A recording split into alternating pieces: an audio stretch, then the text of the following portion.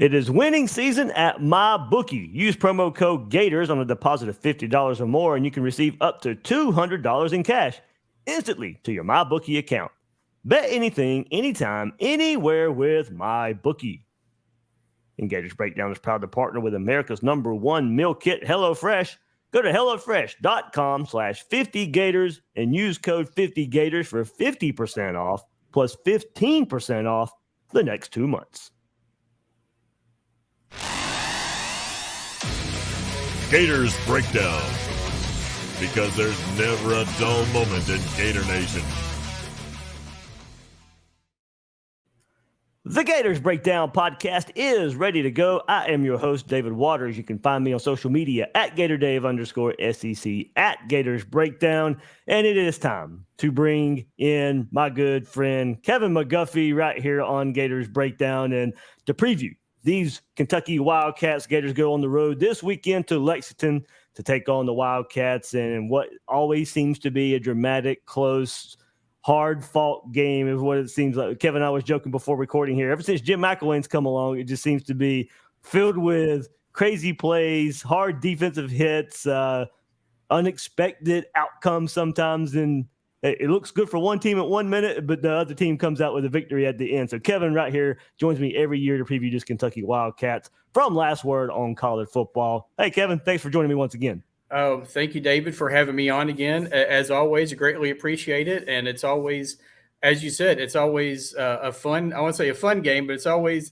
interesting. As you said, something always happens that we're not expecting when these two teams match up. And from the Kentucky side of it, we're on something we're not used to. We're on a bit of a winning streak against Florida, going for 3 in a row and 4 out of the last 6. I believe if Kentucky were to win on Saturday, it would be the first time they won 3 straight since the 1950s against Florida. So you got to go way, way, way back in the Wayback Machine for that one. But two really good teams, and I think it's going to be a great game on Saturday, an early one.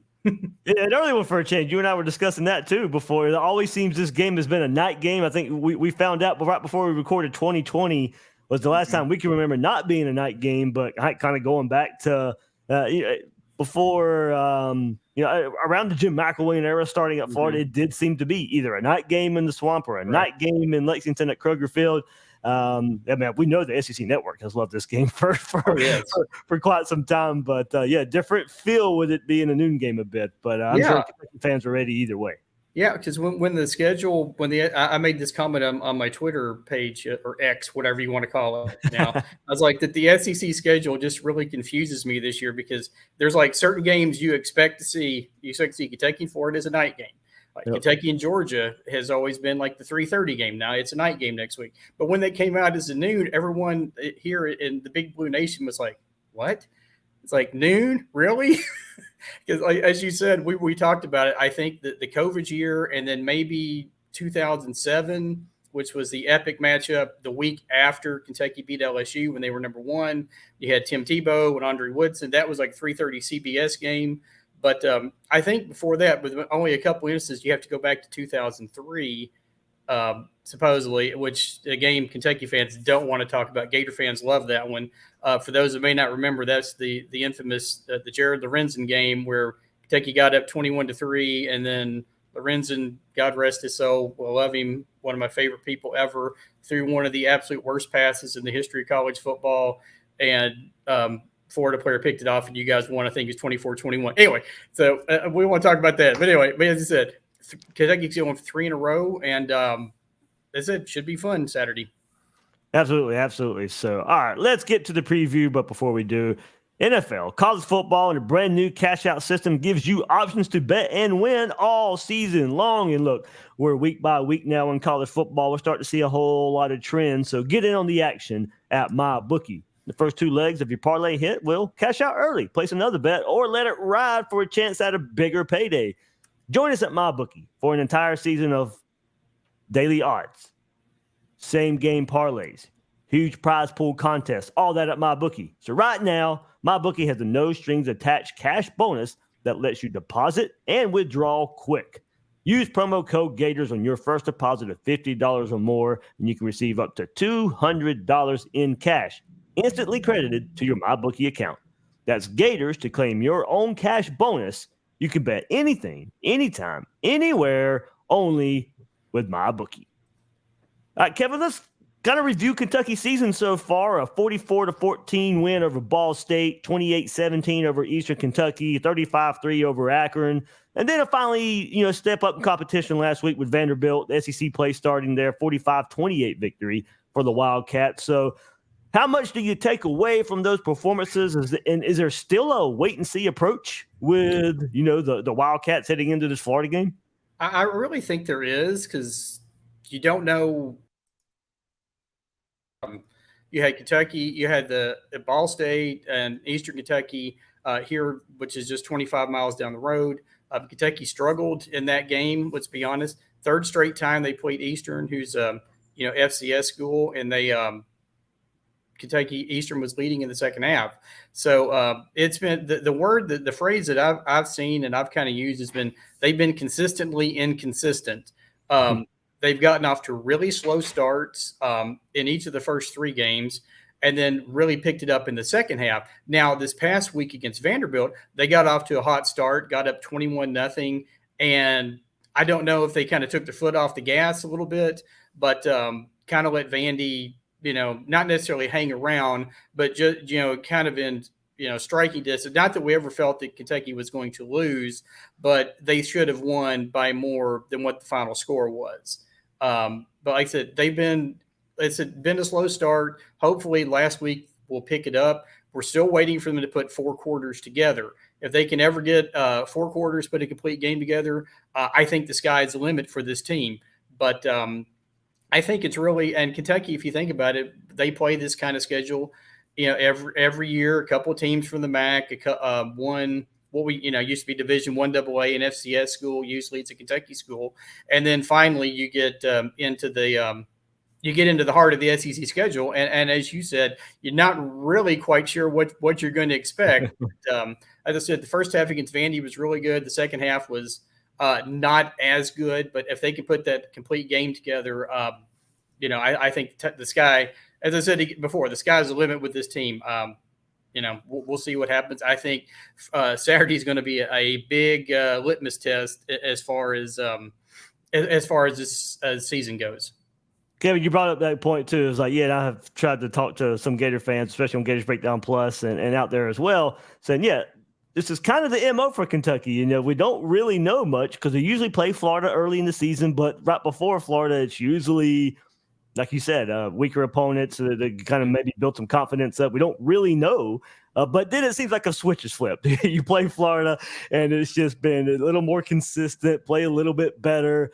What is it about this Florida game? It seems from that side that you guys get up for this game more so than others, and I could be completely off on that. I know there's more historic rivals for Kentucky, but it certainly seems like a switch is flipped, and you guys are just ready to play Florida.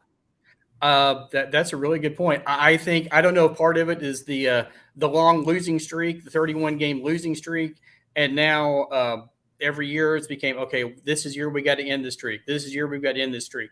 And it's, if you go back through the history over the last few years, Kentucky had come so close so many times.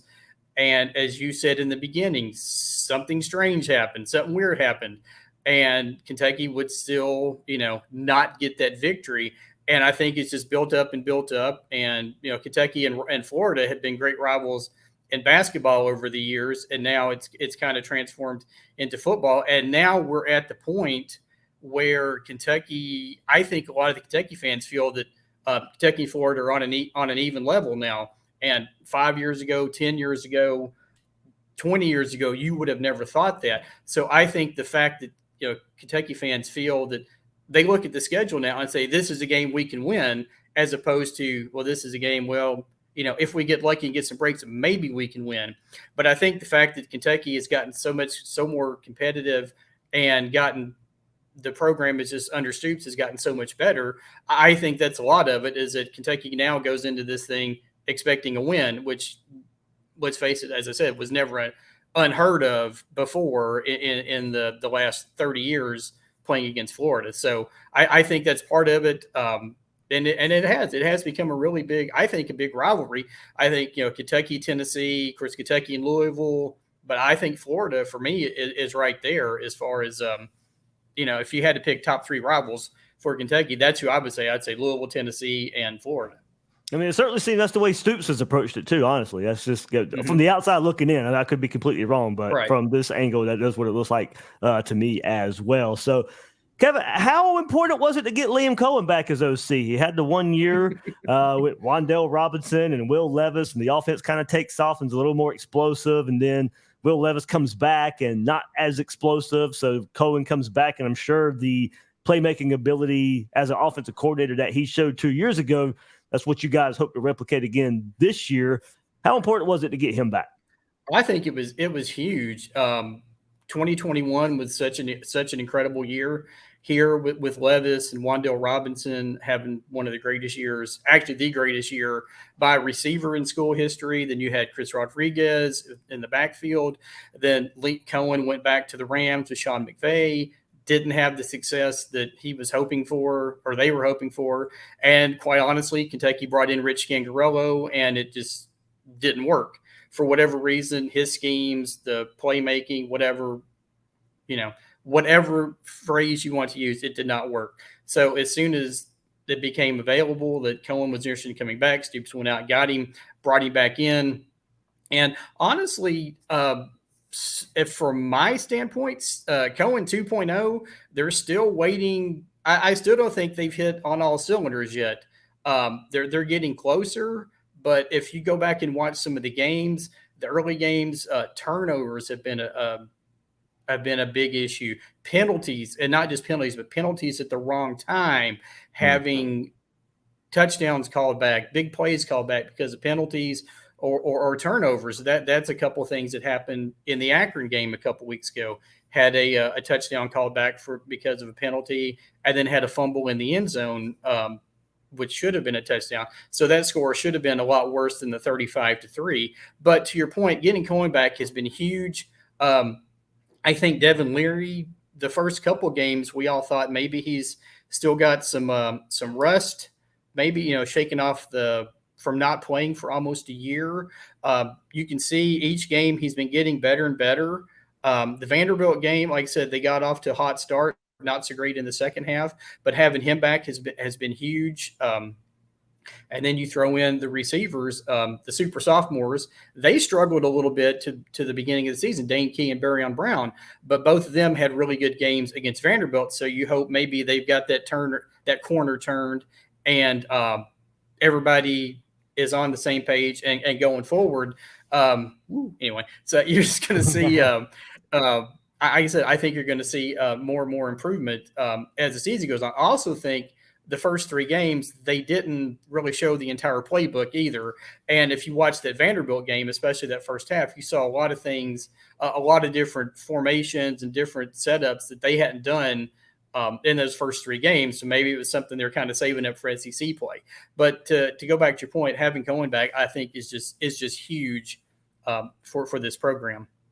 Yeah, I think my biggest question there is how successful can he be without Wan'Dale Robinson? And I'm good. You guys are probably wondering the same thing because, as you said, one of the best receiver season in history at Kentucky, and how can we replicate that? There are some options there we'll get into in just a second. But we'll go back to Devin Leary.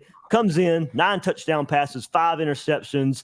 Third in the SEC with the 9 passing touchdowns. That's pretty high up there. But the 5 interceptions probably have to be a little concerning here.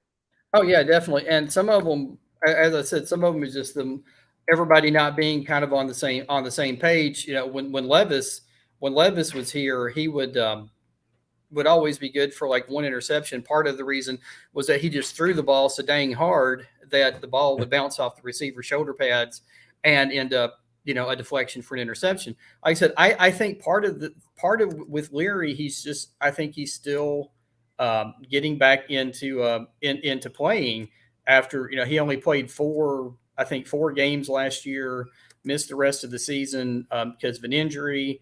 And I think he's still working his way back because he didn't really do a whole lot in spring practice this year either.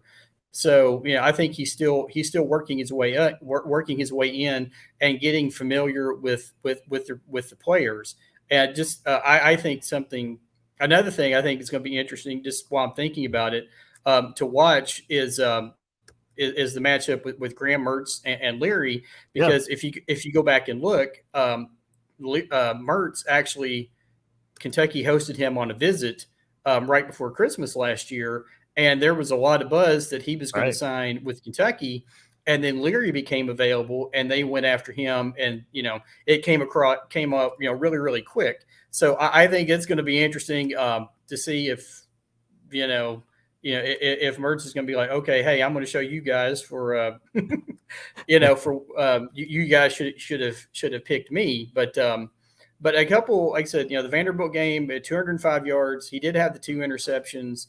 One of them was really bad ball. I think the other one was receivers, kind of a mix-up. That, as I said, that's been kind of a thing. If you watch the games, everybody, for whatever, still 4 games in, everybody's still trying to get on the same page. It seems like he's still trying to get his developing with his receivers and things like that. But one player who has been huge so far this year that we have is Tavion Robinson, who the other Robinson, who had a great year in 2021 when Cohen was here, struggled last year under the Scangarello regime, and now that Cohen is back, he has been really, really good so far this year. So that's a guy for Gator fans to definitely watch out for on Saturday. Kevin, you put it up right there, and we'll get to these skill players here for Kentucky, run game and receivers. But before we do, Gators Breakdown is proud to partner with America's #1 meal kit, HelloFresh. Hey, guys, I know working a full-time job and, also bringing you Gators Breakdown, I need all the time I can get. I know you guys are out there as busy as you can possibly be as well. I mean, school back in session, football season starting. HelloFresh wants you to have it all. Free time, easy, fresh, and tasty food. That's why they take care of the meal planning and deliver the ingredients. So everything you need to whip up a delicious meal arrives right at your door. When you need dinner fast, don't think delivery. Think HelloFresh. Their fast and fresh recipes are ready in just 15 minutes or less. And right now is the time to join. Go to HelloFresh.com/50Gators. Use code 50Gators for 50% off plus 15% off the next 2 months. One more time, that's HelloFresh.com/50Gators. Use code 50Gators for 50% off plus 15% off the next 2 months. Get your time back with HelloFresh, America's #1 meal kit. Kevin, you just talked receivers there and how that's coming along, and we'll move to the receiver position. And look, you mentioned the sophomores there, Barry and Brown, Dane Key, and then redshirt 5th-year Tavion Robinson. Robinson, 16 catches. Brown, 15 catches. Key, 13 catches. It looks like there's some confidence in at least spreading the ball around. Oh, absolutely. As I said, the super sophomores kind of struggled a little bit at the beginning of the season, but the last couple of weeks have definitely put things together. And as I said, Robinson, he's averaging 17 yards a catch. So, like I said, he's a guy you got to watch out for. Another thing that Leary has done, he's developed a really good rapport with our tight ends. With Jordan Dingle, Brendan Bates. Dingle had a huge game against Akron. You look at the stats, only 5 catches, but Kentucky has been throughout the years we'll go 3 games and the tight ends will never catch a pass, and then somebody will catch 3 touchdowns in one game. That used to happen with CJ Conrad all the time. But he's developed a really good rapport with the tight ends, especially. And like I said, Baron Brown, Dane Key, Tavion Robinson. I'll put those 3 receivers up. Maybe I'm biased, whatever. I'll put those 3 receivers up against just about anybody in the SEC, honestly. And and then you throw in the tight ends as well. Kentucky's got Leary's got a wealth of targets to throw to. And then, as you said, you talk about Ray Davis in the backfield. He's just been such a huge addition for the Cats, averaging 6 yards a carry, 314 yards. He's also had 10 receptions, 2 for touchdown. He became, in the Akron game, I think going back to the 50s when they've kept stats, he became the first player in Kentucky history to ever rush for a touchdown to more than 50 yards and have a 50-yard TD reception.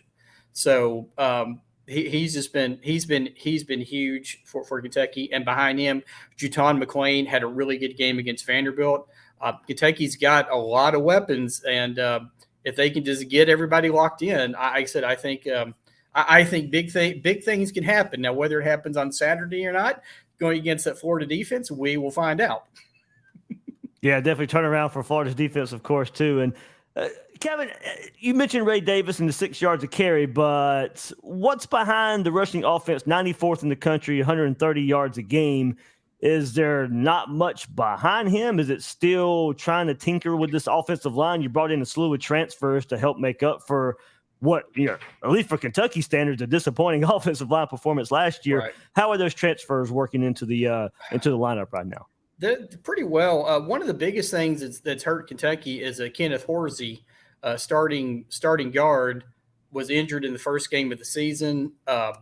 So they are hoping he could be back by Saturday. I don't know that's going to happen.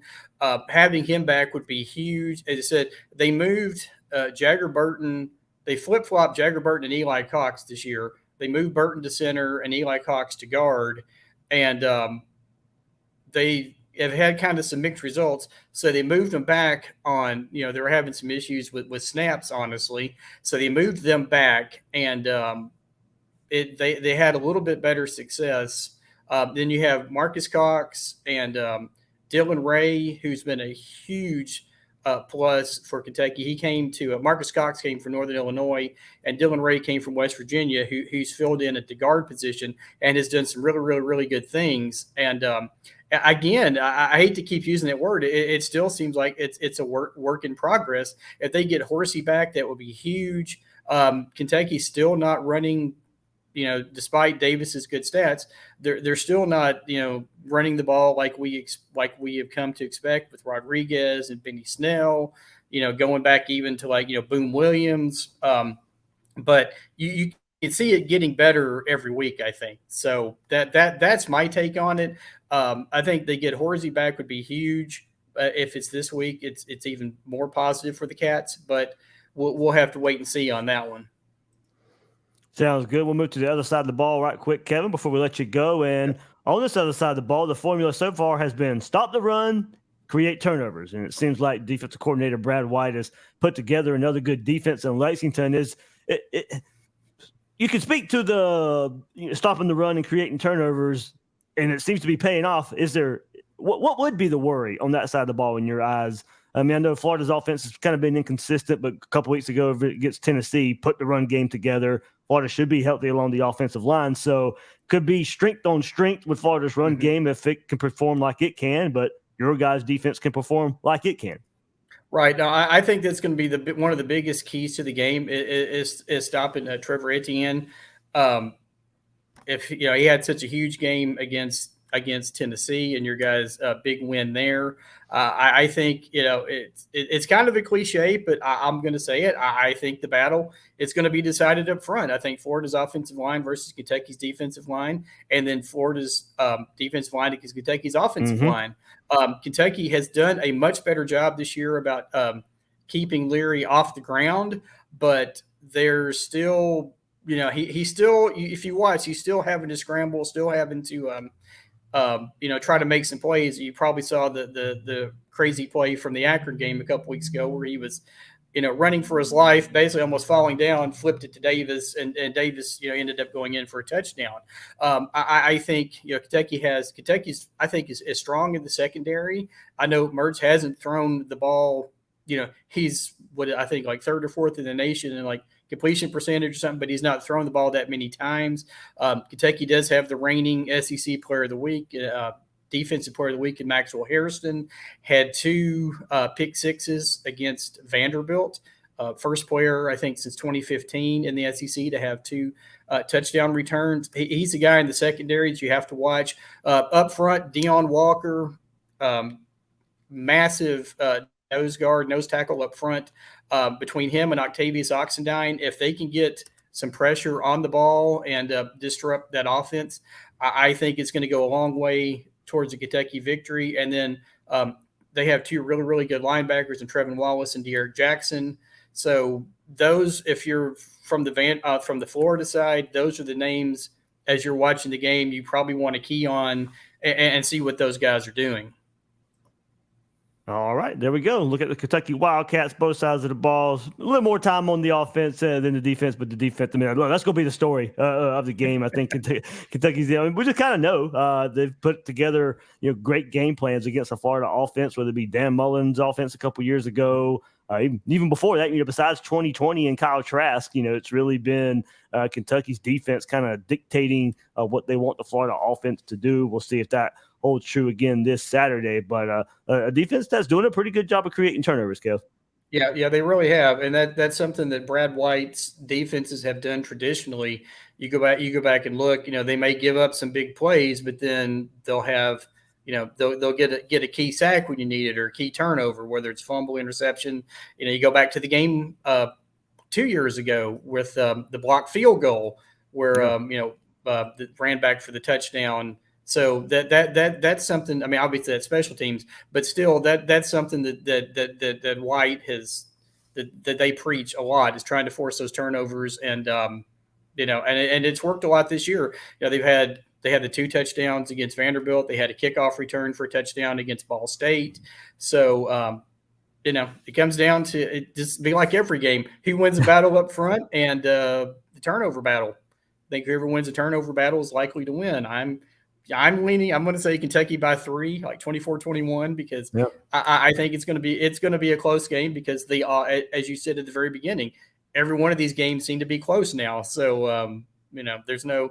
Hopefully, at least for the Kentucky standpoint, the days of losing 65-0 and 73-7 are over. But anyway.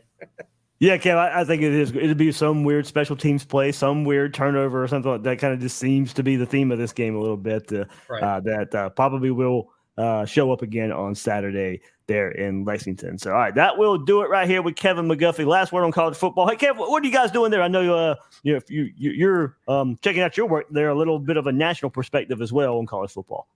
Yeah, we have about 30. I think it's like close to 30 people now. Covering different programs, and then we have we do a Heisman Heisman poll every week. We do bowl projections, which I've been doing. It's a fun thing. I don't claim to be Brett McMurphy or Jerry Palm or whatever, but I do all right with my picks. But like I said, we've got about almost every team in the SEC. I think we got Ohio State. Oklahoma, UCLA, maybe. I'm trying to name names off the top of my head right now. But yeah, please check us out, lastwordoncollegefootball.com or at Last Word on CFB on the Twitter machine or the X machine, whatever you want to call it these days. But I mean, there's a lot of really, really, really talented writers over there, and come check it out. All right, Kevin McGuffy, last word on college football right here on Gators Breakdown, previewing the Kentucky Wildcats. That'll do it for this episode of Gators Breakdown. I am your host, David Waters. You can find me on social media at GatorDave_SEC, at Gators Breakdown. Guys and girls out there, thank you for joining me on this episode of Gators Breakdown.